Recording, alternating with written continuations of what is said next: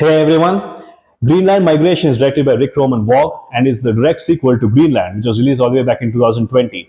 Now, color me very surprised because I never expected Greenland of all movies to get a sequel. When I saw the trailer for Greenland Migration, I was like, "What? Really?"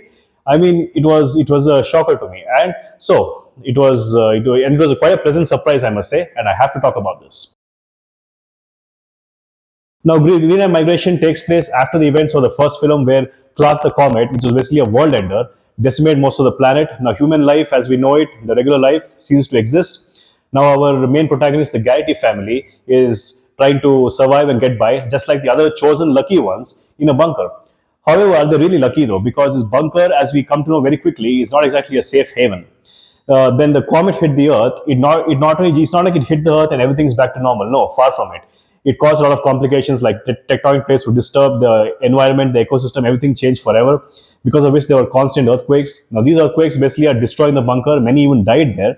So, those survivors have to again come back to the surface, and on the surface, they are constantly chased by electromagnetic storms, which are everywhere, and even tsunamis that can drown cities.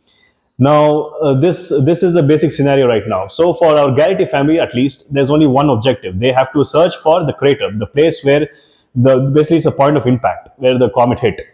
Now, this place apparently is the ultimate Shangri-La, and where the human race is trying to rebuild and recoup, and it's heavily guarded. Even it's near to France. So, ironically, the one place where the comet hit, where there was a majority impact, that is the safest area. But the surrounding areas are the ones that are far from the impact, from the point of impact at least, are the ones that are in danger. So I found this pretty ironic. Now, this is the basic premise of the film. Now, what I really loved about this film is it takes place after the apocalypse. That's right. It's not doesn't take place before it or during the apocalypse, but after the apocalypse. It's about survival. Basically, it's a survival movie. Now, this is something that is rare. I feel not much is explored on this. There are a few genres that do explore this theme, such as the Fallout TV series, Resident Evil, at least after the first film, Terminator Salvation, Mad Max. There are a few popular franchises that do explore this theme, but I feel they can do more in this space, because it not only offers an interesting watch, but also gives us amazing storytelling opportunities and also very good characters. Now, what another thing I really liked about this movie is the realistic depiction of human nature. Now, we as humans are dynamic, we are never constant, and we basically change with the times. Now, when the comet hit the Earth, like I said, the society ceased to exist. We no longer can have normal lives. So the human nature changed accordingly, and I think this movie did a really good job in depicting how the human nature changes and what extremes it can go to. Now, there are basically two factions. One is the warring faction, where they are armed to the teeth, they are guarding their territory with like little wild animals, and they're ready to kill and even cause destruction in order to protect their turf. And on the other side, there are people who do care, who are compassionate, are ready to help for the right price and the right bargain. So there are basically two factions of people right now, and those in the middle who are trying to survive and just get by. So this shows that a single event can change everything. The human nature can constantly change. Nothing is ever the same.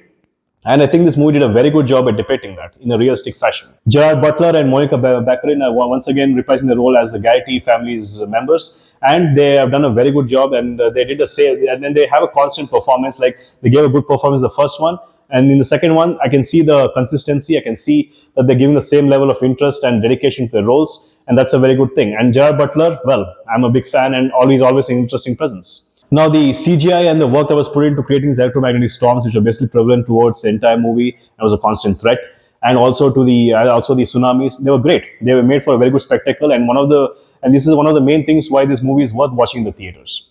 And it really amped up the excitement and the anxiety as well. So it was good. It made for a wonderful watch. Now, the one thing that does bear mention in this film is the French family. They took the Garrities in, they gave them hospitality, they gave them shelter, they basically nursed them back to health. This happened when they entered the borders of France and they were on the way to the crater. This family represents the emotional core to me, especially the father, who was played very well by William Abedy. He did say that his daughter Camille could no longer live with them, and he felt she was better off going with the Garrities.